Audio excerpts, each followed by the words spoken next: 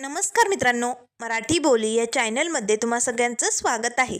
तर आज आपण आनंदी या मालिकेचा आजचा 3 जुलैचा भाग खूपच थरारक झालेला बघणार आहोत.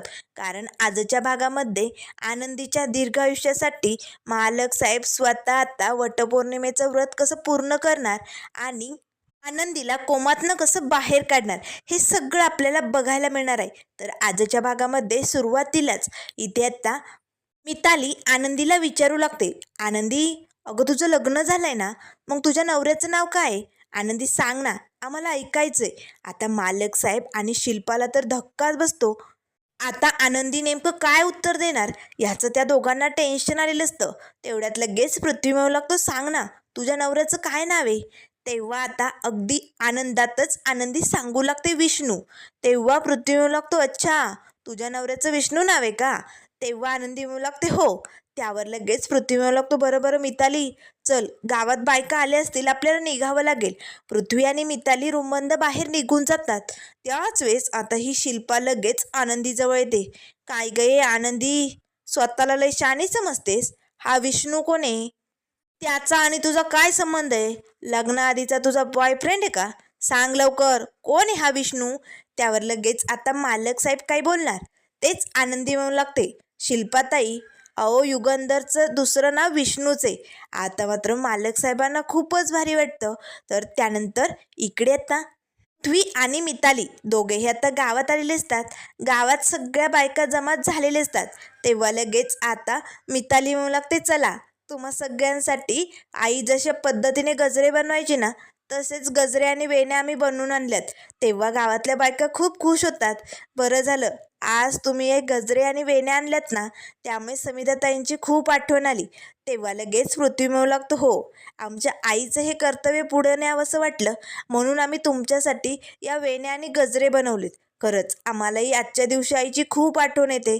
इतक्या दिवस आम्ही मुंबईला होतो, त्यामुळे कधी जमलं नाही, पण आज इथे आहोत म्हणून आईची ही परंपरा, रूढी पुढे न्यावी असं वाटलं. तेव्हा गावातल्या बायकांना आता पृथ्वी आणि मिताली हे गजरे वाटू लागतात. दोघांनाही खूपच भारी वाटतं. गावातल्या बायकाही खूपच खुश झालेल्या असतात. तर त्यानंतर इकडे आता आनंदी किचनमध्ये आलेली असते. आता किचनमध्ये आनंदी येतच तिला मात्र आता करपल्याचा वास येऊ लागतो. आनंदीला धक्का बसतो. काय जळतंय किचनमध्ये? असा करपल्यासारखा वास काय येतोय? आनंदी आता लगेच पद्मा काकू, सुनीता काकू, कुठे आहात तुम्ही? असे आता त्यांना आवाज देऊ लागते. पण आता तोपर्यंत विद्याधरने या कुकरचा ब्लास्ट होण्यासाठी संपूर्ण तयारी केलेली असते. गॅस ऑनच असतो, त्यामुळे आता कुकर फुटणार. तेच आता आनंदी पद्मा काकू, सुनीताताई असे जोरजोरात आवाज देत असते. कसला तरी वास येतोय, लवकर या. तेवढ्यात आता या कुकरचा ब्लास्ट झालेला असतो. आता मात्र हा कुकर जसा उडतो तसा वरती जातो आणि धपकन आनंदीच्या डोक्यात पडतो. आता मात्र आनंदीच्या डोक्याला खूपच मार लागलेला असतो. आनंदी धडकन खाली पडते. जोराचा किचनमध्ये आवाज होतो. आता हा आवाज होताच शिल्पा धावतच किचनमध्ये येते. किचनमध्ये सगळीकडे आता डाळ अस्ताव्यस्त पडलेली असते. आनंदी खाली पडलेली असते. तिच्या डोक्याला खूपच मार लागलेला असतो. रक्तही निघत असतं. आनंदी जोरात ओरडते, युगंधर. त्याच वेळेस आता सुनीताताई धावत येतात. आनंदीताईची अशी अवस्था बघून सुनीताताईलाही धक्का बसतो. मालक साहेबही आता धावतच किचनमध्ये येतात. समोर पडलेल्या आनंदीला बघून आता मालक साहेबांनाही मोठा धक्का बसलेला असतो. माई बापू सगळेजण धावत येतात. आनंदीची अवस्था बघवत नाही. मालक साहेब पटकन आनंदीला उचलतात. ताई ताई, लवकर शिर्केंना फोन लाव, लवकरात लवकर गाडी बोलवा, डॉक्टरांची व्यवस्था करा. आता मालक साहेब आनंदीला उचलूनच आपल्या रूमकडे घेऊन निघालेले असतात. सगळेजण आता धावत असतात. शिल्पा शिर्केंना फोन लावत असते. त्याच वेळेस आता इकडे गावामध्ये पृथ्वी आता बायकांना म्हणू लागतो, तुम्ही अजून पूजा केली नाहीये का? कधी करणार आहात तुम्ही पूजा? त्यावर गावातील बायका म्हणू लागतात, आज आम्ही मालकीनबाई सोबतच पूजा करणार आहोत. आता मात्र पृथ्वी आणि मितालीला धक्का बसतो. मालकीनबाई सोबत? तेव्हा गावातील बायका म्हणू लागतात, हो, आजची पूजा तर मालकीबाई सोबतच झाली पाहिजे, त्यामुळे आम्ही थांबणार आहे, त्यांचीच वाट बघतोय. आता लगेच पृथ्वी बाजूला जातो आणि मितालीला विचारू लागतो, काय ग मिताली, या बायका मालकीनबाई कुणाला म्हणतायत? आपली आई तर नाहीये, मग मालकीनबाई कोण असेल दुसरी? त्यावर लगेच आता मिताली म्हणू लागते, अरे दादा, आपल्या घरात आता वयाने मोठ्या माईच आहेत ना, त्याच मोठ्या सुवासिनी आहेत. मग त्यांनाच म्हणत असतील मालकीनबाई, त्यांच्यासाठीच थांबले असतील, दुसरं कुणाला म्हणणार आहे? तेव्हा पृथ्वी म्हणू लागतो, हो, माईंनाच म्हणत असतील. चल बरं. आता लगेच पृथ्वी आणि मिताली पुन्हा त्या बायकांजवळ येतात. बरं काकू, तुम्ही तुमची पूजा करा, आम्ही निघतो आ. त्यावर लगेच आता त्या काकू म्हणू लागतात, अरे पण तुम्ही आधी त्या तिघींना फोन करा ना, खूप वेळचं वाट बघतोय, अजून का त्या तिघी आल्या नाही? तेव्हा लगेच मिताली आणि पृथ्वी म्हणतात, तिघी? तिघी नेमकं कोण? त्यावर आता लगेच गावातल्या बायका म्हणू लागतात, माई, धनश्रीताई आणि आनंदी. आनंदी मालकीन असं म्हणणार, तेच आता पृथ्वीचा फोन वाजू लागतो. पृथ्वी, 1 मिनिट थांबा, असे म्हणताच आता फोन उचलतो. घरी जे काही घडलंय ते सगळं पृथ्वीला समजलेलं असतं. धावतच पृथ्वी आणि मिताली घरी निघालेले असतात. तर इकडे विद्याधर मात्र लय जाम खुश झालेलं असतं. वाह आनंदी, बघ आनंदी, काय अवस्था करून घेतली तू. अगं हा तर फक्त ट्रेलर होता आनंदी, अजून तर अख्खा पिक्चर बाकी आनंदी. असा धमाका करणार आहे ना हा विद्याधर, एका शब्दाचा बदला घेणार आहे. तोंड उघडला आनंदी म्हणून तुझी अशी अवस्था झाली. आणि युगंधर, सगळ्यांसमोर तुम्हाला नामर्द शंड म्हणाला ना, आता त्याची किंमत तुला मोजावी लागणार. हा विद्याधर एकदा का खेळ खेळायला सुरुवात केला ना, तर साधा सुद्धा नाही, भयानक खेळ खेळतो. असे म्हणत आता विद्याधर जोरजोरात हसू लागतो. तर आता इकडे मालक साहेबांनी आनंदीला आपल्या बेडवरती झोपवलेलं असतं. आनंदीला आता उठवण्याचा ते प्रयत्न करत असतात. तेव्हा लगेच आता मालक साहेब म्हणू लागतात, शिल्पाताई, अगं बोलव ना, शिर्क्यांना बोलव ना, डॉक्टरांना कॉल कर, लवकरात लवकर काहीतरी कर. आता ही शिल्पा शिर्क्यांना फोन लावते. शिर्के धावतच आता डॉक्टरांना घेऊन आलेले असतात. आता मात्र लगेच डॉक्टर म्हणू लागतात, बाजूला व्हा, चला पटकन. आता आनंदीच्या डोक्यातनं खूप रक्त निघत असतं. मालक साहेबांनी ते कापडाने दाबून ठेवलेलं असतं. तेव्हा लगेच आता डॉक्टर म्हणू लागतात, नर्स, चला पटकन, ब्लिडिंग खूप होते, लवकरात लवकर ड्रेसिंग करून घ्या. आता डॉक्टरांनी त्यांच्या उपचाराला सुरुवात केलेली असते. तेव्हा मालक साहेब म्हणू लागतात, आनंदी बरी होईल ना, तिला काही होणार नाही ना? डॉक्टर आता चेकअप करत असतात. तेव्हा माई म्हणू लागतात, बघा ना हो, पोरी डोळेने उघडतच नाहीये, काय करावं काही सुचत नाहीये. त्यावर बापू म्हणू लागतात, डॉक्टर, आमची पोर डोळे का उघडत नाहीये सांगा ना. त्यावर डॉक्टर म्हणू लागतात, हे बघा, जरा बाजूला व्हा तुम्ही, तुम्हाला कळत नाहीये का? पेशंटला हवा येऊ द्या. अहो किती त्रास होतोय पेशंटला, काय कंडिशन झाली त्यांची, बाजूला व्हा बरं. सगळे आता बाजूला जातात. त्याच वेळेस डॉक्टर आता चेकअप करतात. तेव्हा मालक साहेब म्हणू लागतो, डॉक्टर, आनंदी बरी होईल ना, काही घाबरण्यासारखं नाही आहे ना? नाही म्हणजे डोक्याला खूप तर जखम लागली नाही ना? तेव्हा लगेच आनंदीला आता शुद्ध आलेली असते. आनंदी लगेच माझं वटपौर्णिमेचं व्रत, मला पूजा करायची, असं आता बोलू लागते. तेव्हा लगेच माई म्हणू लागतात, आनंदी, अगं पूजा नंतर कधी करता येईल गं, अगं तुझ्या तब्येतीकडे बघ ना आनंदी, अगं काय अवस्था झाली ग तुझी, तू कुकर असा कसा फुटला, असा कसा ब्लास्ट झाला. माईंना मात्र खूप वाईट वाटतं. तेव्हा लगेच त्या देवीआईकडे हात जोडतात, अंबाबाई, आमच्या पोरीला नीट कर ग, असं नको वागू ग लेकराबरोबर, तिला बरं कर. त्याच वेळेस आनंदी आता मनाशीच ग्लानीत बडबड करत असते, मला माझी पूजा करायची, वडाची पूजा करायची. मालक साहेब आनंदीकडे एकटक बघू लागतात. तेव्हा डॉक्टर म्हणू लागतात, काय बोलतायत या, नेमकं काय झालंय, ह्या अशा का बरळतायत? आणि हे बघा, यांच्या डोक्याला कुकरचा जोराचा मार लागलाय, त्यामुळे कदाचित हा मार अंतर्गतही होऊ शकतो. त्यामुळे प्लीज यांना आता त्रास होईल असं काही करू नका. आणि हे बघा, त्या आता पुन्हा बेशुद्ध होता कामा नये. त्या शुद्धीवर आल्यात ना, आणि जर पुन्हा बेशुद्ध पडल्या तर मग डायरेक्ट त्या कोमात जातील, आणि मग त्यांना वाचवणं शक्य नाही आहे. त्यामुळे मी जी औषधं लिहून दिली ती देईपर्यंत तुम्ही त्यांना शुद्धीवरतीच ठेवा. त्यांच्या गालावरती असं टच करत राहा, जेणेकरून त्या बेशुद्ध पडणार नाही. त्यांच्याशी बोलत राहा, मी पटकन औषधं लिहून देते. डॉक्टर बाजूला जातात. आता मालक साहेबांना धक्का बसतो. मालक साहेब स्वतः आनंदीजवळ बसणार. तेच आता शिल्पा म्हणू लागते, युगंधर मी बसू का?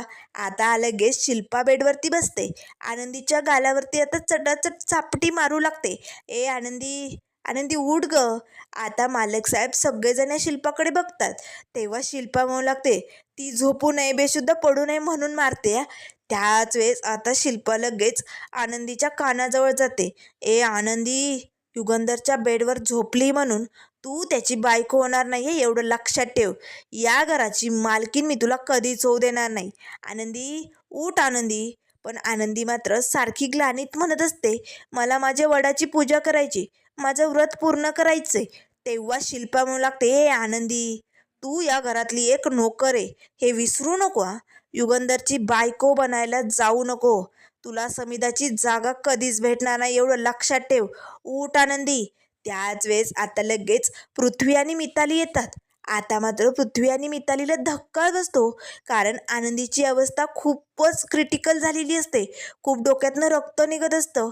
तेव्हा लगेच आता पृथ्वी म्हणू लागतो, आनंदी, अगं हे काय झालंय? सुनीता ताई, अहो आनंदी एकटी किचनमध्ये काम करत होती, तुम्ही काय करत होता? तुम्हाला लक्ष देता आलं नाही का? हे सगळं कसं झालंय? त्यावर लगेच आता शिल्पा म्हणू लागते, पृथ्वी, पृथ्वी, अरे शांत हो. अरे कुकरचा ब्लास्ट झाला, यात सुनीता ताईचा काय दोष आहे? ओरडू नको, शांत हो. तेव्हा पृथ्वी म्हणू लागतो, अगं ताई, पण सुनीता ताईंना माहिती आहे ना आनंदीला? आता मात्र दिसत नाही असं म्हणणार. तेच आता पृथ्वीने आपले शब्द दाबलेले असतात. मालक साहेब आता या पृथ्वीकडे बघू लागतात. तेव्हा लगेच आता पृथ्वी म्हणू लागतो, डॉक्टर, डॉक्टर, आनंदी कधी बरी होईल? ती बरी होईल ना? काही प्रॉब्लेम नाही आहे ना? सांगा ना. त्यावर लगेच आता डॉक्टर म्हणू लागतात, हे बघा, मी आत्ताच काही औषधं लिहून दिली, तुम्ही अर्जंट घेऊन या. ही औषधं तिच्या शरीरात जाणं खूप गरजेचं आहे. जर आपण उशीर केला किंवा ती बेशुद्ध पडली तोपर्यंत, तर मग ती कोमात जाईल आणि या कंडिशनमधनं तिला बाहेर काढणं अवघड आहे. त्यामुळे लवकरात लवकर ही औषधं आणली पाहिजे. तेव्हा लगेच पृथ्वी म्हणू लागतो, डॉक्टर, मग ती चिठ्ठी द्या ना माझ्याकडे. आता मात्र लगेच डॉक्टर ती चिठ्ठी पृथ्वीसमोर धरतात. आता शिल्पाचं लक्ष जातं. मालक साहेबांनी आनंदीचं नाव आनंदी युगंधर निंबाळकर असं डॉक्टरांना सांगितलेलं असतं. त्यामुळे आता शिल्पाला धक्का बसतो, कारण चिठ्ठी तर पृथ्वीच्या हातात पडली, पण त्याने जर मेडिकलमध्ये गेल्यानंतर हे नाव वाचलं तर नाही नाही नाही नाही, मोठा राडा होईल. असं होता कामा नये. मला काहीतरी करावं लागेल, नाहीतर आनंदी पृथ्वीची आई आहे, युगंधरची बायको आहे, हे सत्य मुलांपासनं जास्त वेळ टिकून राहणार नाही. मला काहीतरी करावं लागेल. आता लगेच शिल्पा म्हणू लागते, सुनीताताई, तुम्ही इकडे बसा ना 2 मिनटं. शिर्के चला पटकन. आता शिर्के आणि शिल्पाताई धावतच बाहेर येतात. पृथ्वी आता खूपच घाईत ती चिठ्ठी घेऊन मेडिकलकडे निघालेले असतानाच आता लगेच शिल्पा म्हणू लागते, थांब पृथ्वी, अरे तू कशाला चाललाय? औषधं आणायला शिर्के जातील. तेव्हा लगेच पृथ्वी म्हणू लागतो, अगं आत्या, औषधं अर्जंट आणणं गरजेचं आहे. डॉक्टरांनी काय सांगितलंय तुला माहिती आहे ना? अगं आनंदीची कंडिशन खूप खराब आहे गं, लवकरात लवकर आपल्याला ही औषधं आणावी लागेल. त्यावर शिर्के म्हणू लागतात, मग मी आणतो ना पृथ्वी, द्या ना माझ्याकडे द्या. त्यावर लगेच आता शिल्पा पटकन पृथ्वीच्या हातनं ती चिठ्ठी हिसकावते आणि शिर्केंसमोर धरते. आता त्या चिठ्ठीवरचं आनंदी युगंधर निंबाळकर हे नाव शिर्केंनी बघितलेलं असतं. आता शिल्पाताई असं का म्हणते हे त्यांना कळतं. तेव्हा शिर्के म्हणू लागतात, पृथ्वी, प्लीज ऐका ना, मी आणतो की. त्यावर पृथ्वी म्हणू लागतो, 1 मिनिट, तुम्ही असे वागताय काय दोघेजण? नेमकं झालंय काय? तुम्ही काही लपवताय का? त्यावर शिल्पा म्हणू लागते, कुठे काय, काहीच नाही. अरे पण तू मोठ्या गाडीत जाशील, त्याला वेळ लागेल. शिर्के कसं बाईकवरती जातील ना, म्हणून मी बोलते की शिर्केंना जाऊ दे, टपकन औषधं येतील. त्यावर लगेच आता पृथ्वी म्हणू लागतो, हे बघ आत्या, शिर्के साहेबांना यायचं असेल तर ते माझ्यासोबत येतील. कसं आहे ना, हे औषधं एकाच मेडिकलमध्ये मिळतील असं नाही ना, एखाद वेळेस 2 ठिकाणी शोधावं लागेल, मग दोघांना टपकन काम होईल ना. त्यामुळे प्लीज शिर्के चला, आपण दोघेही जाऊ. तेव्हा शिल्पा म्हणू लागते, 1 मिनिट, मग तुम्ही एक काम करा, ही जी मेडिसिन लिहून दिली ना, ती पटकन तुम्ही व्हॉट्सअपवरती पाठवा, म्हणजे तुम्हाला लवकरात लवकर औषधं मिळतील. आता मात्र धावतच शिर्के आणि पृथ्वी निघालेले असतात.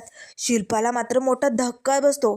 अरे बापरे, अरे देवा, थोडक्यात आज ही चिठ्ठी पृथ्वीने बघण्यापासून वाचलोय आपण, नाहीतर मोठा राडा झाला असता. तर त्याच वेळेस आता इकडे मालक साहेब आनंदीकडे एकटक बघत असतात. आनंदीची अवस्था त्यांना बघवत नसते. सुनीताताई आनंदीताईला उठवण्याचा प्रयत्न करत असतात. आता लगेच माई म्हणू लागतात, अहो काय झालं हो पोरीला? बघा ना, तिची अवस्था बघवत नाही हो. किती, खरंच किती लागलंय तिच्या डोक्याला. आता मालक साहेब एकटक आनंदीकडे बघू लागतात. तर इकडे खाली खाली विद्याधर मात्र मोबाईलमध्ये आनंदीच्या फोटोकडे बघतच हसू लागतो. आनंदी, आनंदी, अगं मी म्हणत होतो, माझ्या वाट्याला जाण्याचा प्रयत्न करू नको. तोंड उघडल्याची शिक्षा काय भेटली कळलंय ना? आनंदी, हे तर काहीच नाहीये. मी आता मोठा धमाका करणार आहे. कारण जो विद्याधरला नडतो त्याला हेच सहन करावं लागतं, एवढं लक्षात ठेवायचं. विद्याधर आहे मी, विद्याधर असे म्हणताच विद्याधर जोरजोरात हसू लागतो. त्याच वेळेस आता इकडे निंबाळकरांच्या घरात आता आबा आणि आरतीताई आलेले असतात. आबांनी आता वटपौर्णिमेचा सण असल्यामुळे आनंदीसाठी काही सामान आणलेले असतं. तेव्हा लगेच हवेलीत येताच आबा आनंदीला आवाज देऊ लागतात. आनंदी, आनंदी अगं कुठे आहेस तू? तेवढ्यात लगेच विद्याधर म्हणू लागतो, आबा, आबा तुम्ही? आता आबांना आणि आरतीला या विद्याधरचा खूपच राग येतो. तेव्हा लगेच विद्याधर म्हणू लागतो, आबा अहो किती कळकळीने हातपाय जोडून सांगत होतो, आनंदीचं लगीन त्या युगंधरशी करू नका, माझ्याबरोबर लावून द्या. पण नाही, ऐकलंच नाही. आणि आता पोरीची अशी अवस्था करून ठेवली. हे समजा तुमच्यामुळे झालंय आबा, लय अवघड झाले. तेव्हा आबा म्हणू लागतात, तोंडाला येईल ते बोलू नको. काय झालंय ते नेमकं सांग. त्यावर विद्याधर म्हणू लागतो, म्हणजे तुम्हाला काहीच कळलं नाही? कळवलंच नाही तुम्हाला? अहो तुमची आनंदी जीवन मरणाशी लढते हो. त्या युगंधरशी लग्न केलंय ना, त्याचीच शिक्षा म्हणायची ही. मग काय तर, जा जा जाऊन बघा. तेव्हा लगेच आता आबा या विद्याधरची कॉलर पकडतात. विद्याधर, तोंडाला येईल ते बोलू नको, सांगितलं? माझ्या आनंदीबद्दल असं मी काही ऐकून घेणार नाही. तेव्हा विद्याधर म्हणू लागते, आबा सोड माझी कॉलर, मी काय खोटं बोलतोय? खरं बोलतोय. जा जा, त्या युगंधरच्या रूममध्ये पडली तुमची आनंदी मरणाच्या दारात. जा जाऊन शेवटचं भेटून घ्या तिला. आता लगेच आरती म्हणू लागते, आबा चला पटकन. आबा आणि आरतीताई दोघेही आता मालक साहेबांच्या रूममध्ये येतात. आता रूममध्ये येताच आनंदीची अशी अवस्था बघताच आबा आणि आरतीताईला धक्का बसतो. आनंदी, आनंदी हे सगळं काय झालंय? आबा आणि आरती पटकन आनंदीजवळ बसतात. आनंदीला उठवण्याचा प्रयत्न करू लागतात. तेव्हा मालक साहेब म्हणू लागतात, आबा, आबा सावरा स्वतःला, आनंदी बरी होईल, तिला काही नाही होणार. तेव्हा लगेच आबा म्हणू लागतात, मालक साहेब अहो हे समजा कसं झालं आणि काय झालंय? माझ्या पोरीला किती लागले हो, डोक्याला लय मार लागलाय, ती बरी होईल ना? तेव्हा माई म्हणू लागतात, हो, देवी आईला तिला बरं करावंच लागेल. कुकरचा ब्लास्ट झाला, ते कसा झाला काही कळलंच नाही, पण त्यामुळे पोरीची अशी अवस्था झाली. पण आता तिला आपल्याला बेशुद्ध पडू द्यायचं नाही आहे, तिला शुद्धीवरती ठेवायचंय. तेव्हा लगेच आता मालक साहेब म्हणू लागतात, आबा, आबा प्लीज तुम्ही आनंदी जवळ बसा, तिला तुमची गरज आहे हो. तेव्हा लगेच आबा म्हणू लागतात, नाही, आम्ही तिला बेशुद्ध होऊच देणार नाही, आम्ही तिला उठवणार, तिला जागं ठेवणार. आता लगेच आबा म्हणू लागतात, आनंदी, आनंदी हे बघ, तुझ्या आवडीचे राजगिऱ्याचे लाडू आणलेत मी, तुझा हट्ट पुरवलाय की नाही? उठ बाळा, चल पटकन उठ. आता आरतीताई लगेच आनंदीला म्हणू लागते, आनंदी अगं आबांनी तुझा हट्ट पूर्ण केलाय ना, उठ ना गं, मग असं नको वेडेपणा करू, उठ ना गं. मालक साहेबांना हे काही बघवत नाही. तेव्हा लगेच आता आबा म्हणू लागतात, उठावंच लागेल, आमच्या पोरीला काही होता कामा नाही, आनंदी तुला उठावंच लागेल. त्याच वेळेस आनंदी पुन्हा ग्लानीत म्हणू लागते, माझं व्रत, माझी वडाची पूजा, माझं व्रत असं ती सारखं म्हणत असते. सगळेजण आता तिच्याकडे एकटक बघू लागतात. त्याच वेळेस मालक साहेब म्हणू लागतात, मी आलोच. असे म्हणताच मालक साहेब तडक तिकडनं खाली निघून जातात. तर त्यानंतर मित्रांनो पुढील भागामध्ये आपल्याला बघायला मिळेल, आता मात्र इकडे धनश्री माई वडाची पूजा करण्यासाठी गावात आलेले असतात. आता मात्र त्यांच्या पाठोपाठच मालक साहेब लगेच ते सौभाग्याचं ताट घेऊन गाडीतनं खाली उतरतात. धनश्री आणि माईंना धक्का बसतो, भाऊजी तुम्ही इकडे काय करायलेत? पण मालक साहेब आता आनंदीच्या आयुष्यासाठी, तिच्या जीवनाच्या वाढीसाठी आणि तिला या कोमातनं बाहेर काढण्यासाठी स्वतः कसं वटपौर्णिमेचं व्रत पूर्ण करणार हे सगळं आपल्याला बघायला मिळेल. त्यामुळे मित्रांनो अशाच मालिकेंच्या अपडेट पाहण्यासाठी चॅनलला लाईक करा, सबस्क्राईब करा. व्हिडिओ पाहिल्याबद्दल धन्यवाद.